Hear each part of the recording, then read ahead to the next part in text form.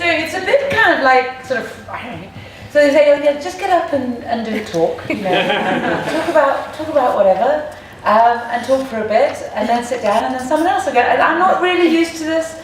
I'm used to being told, you know, get up and speak about this or speak about that.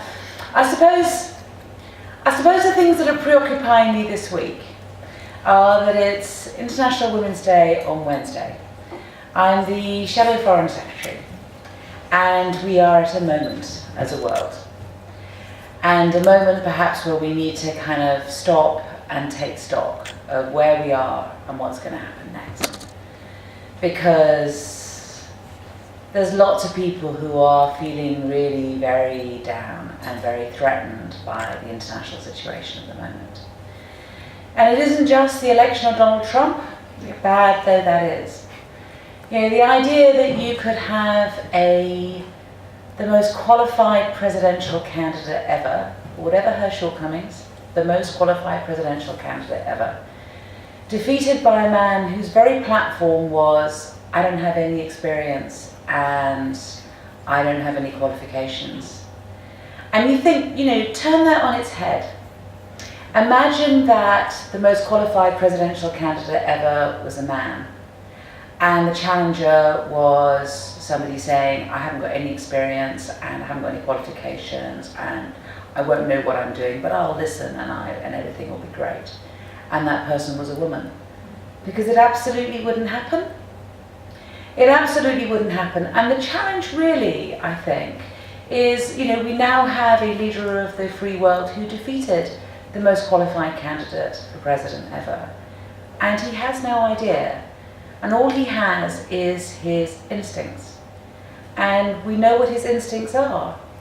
And they're not good.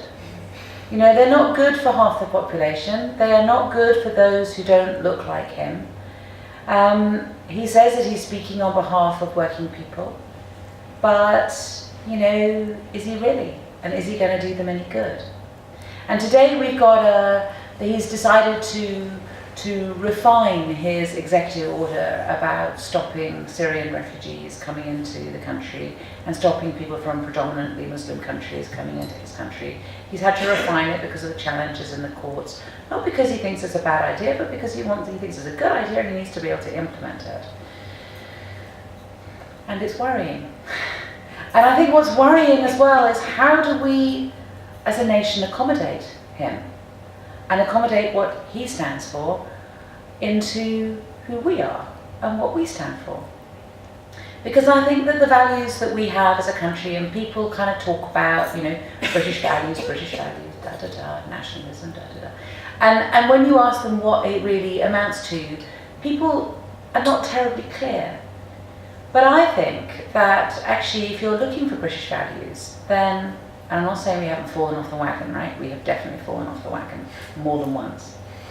But there are certain principles that actually the British have stood for, and contributions that the British have made internationally that have been positive. So, for example, human rights law. And human rights law was essentially drafted by Brits.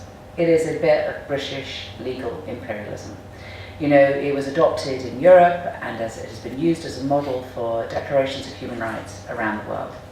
Support for international institutions is again something that the British have played a key role in. And international development for the sake of international development, because it is the right thing to do, not because we're trying to buy influence, but because we're trying to redress historic wrongs, you know, established by Barbara Castle. And these are the sorts of things that, you know, we have done in a way which is right. And these are values that we have. And, you know, the fundamental understanding that no matter what background you have, no matter what gender you're born with, no matter what racial background you have, that people are equal and should be treated as equal. And should be treated with respect. As I say, we're not perfect. We have fallen off the wagon. You know, we have been involved in, you know, in international escapades that have resulted in wars of which we are ashamed, and rightly so. But I think that it doesn't necessarily mean that we don't measure ourselves against certain values. And it seems to me that it is right in those circumstances for Britain to be able to say to America, we're close friends. We've been close friends since forever. And close friends should tell the truth to one another. And many of us have friends, are influenced culturally, visit, have relatives in the United States, and will continue to do so, and Britain will continue to be close to America. But the current regime does not stand for what Britain stands for, and the current regime does not stand for what an awful lot of Americans stand for, and we should say no. We should say no, this is not the way to behave, we do not agree with you. And it's as if we're scared, because it's as if our foreign policy has been the one whereby we've had the influence of America on one side and the influence of Europe on the other side, and the American regime is going, God knows where. And we're leaving the European Union, and we don't have an anchor anymore as to what our place in the world is. And we don't know what to do. And the temptation to prostitute ourselves for any price, for the sake of international trade deals, is one that I fear that we are succumbing to. And we mustn't. We must remember that we are a country with a loud voice, much louder than our population, because the world speaks English, we have a permanent place in the Security Council, we have good standing in international institutions, we play a key role in, for example, an awful lot of the resolutions passed by the Security Council are drafted by the Brits. I mean, even the one about settlements in Israel. The hand of the Brits was on that pen, and we helped to draft that resolution. But it was as if we've had a change of president in the United States, and now Britain doesn't want to offend the Americans, and so when it comes to the Paris conference about that resolution, the British don't send a politician there, we send some people to observe. I don't like this. I don't think the British like this. I don't think this is the way to proceed.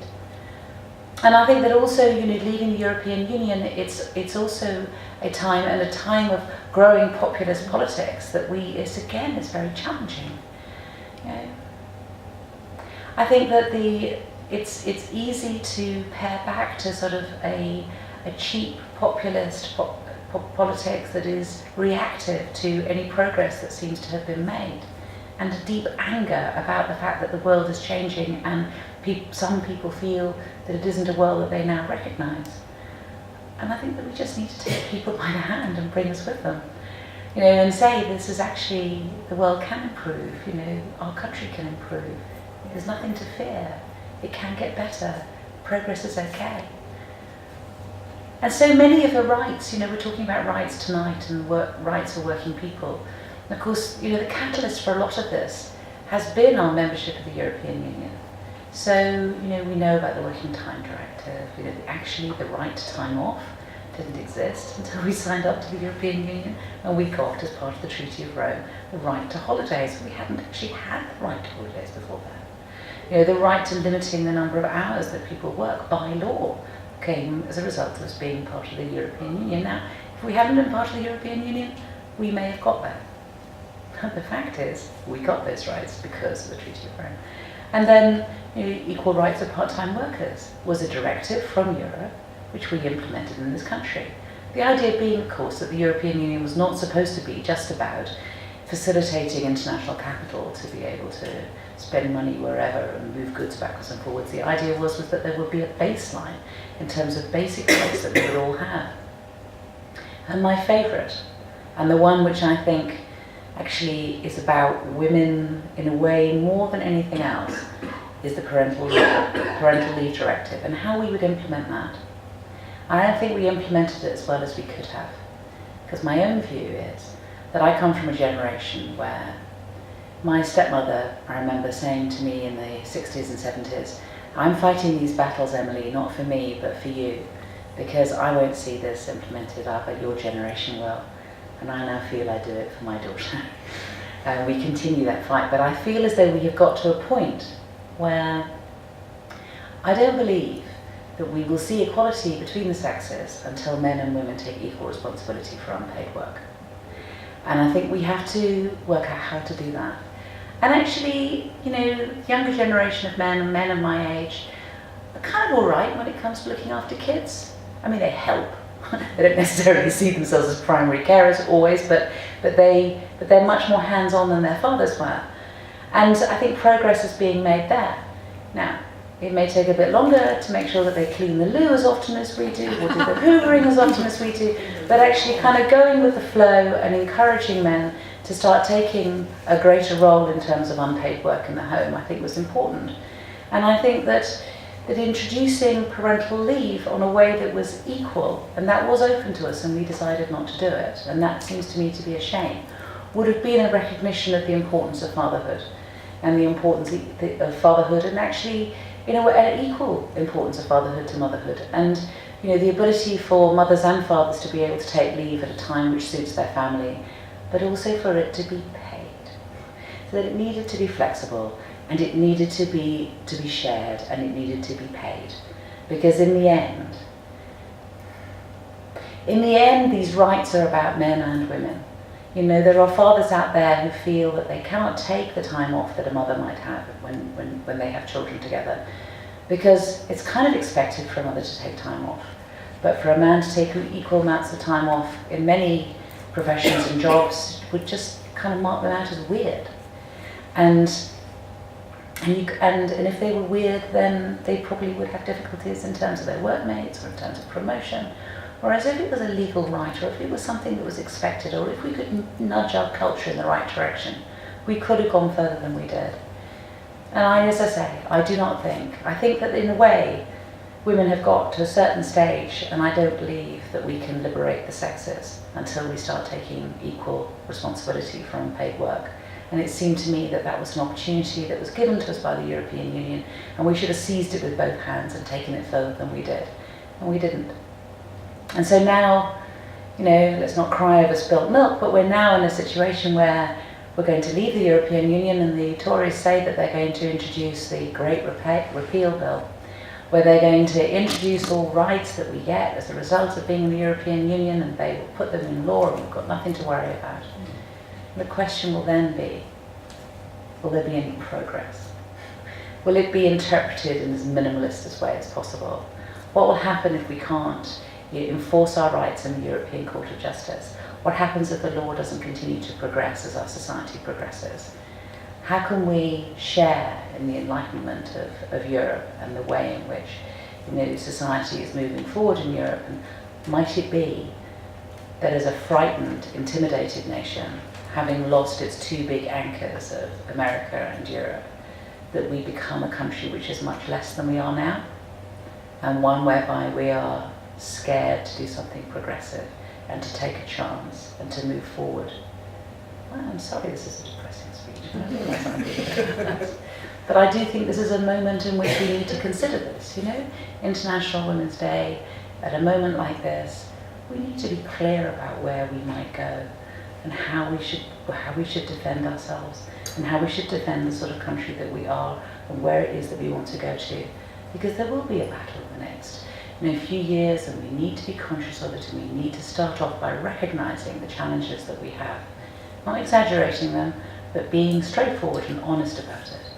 Because we'll hear tonight about the challenges that brave people have taken in the past and the progress that they've made.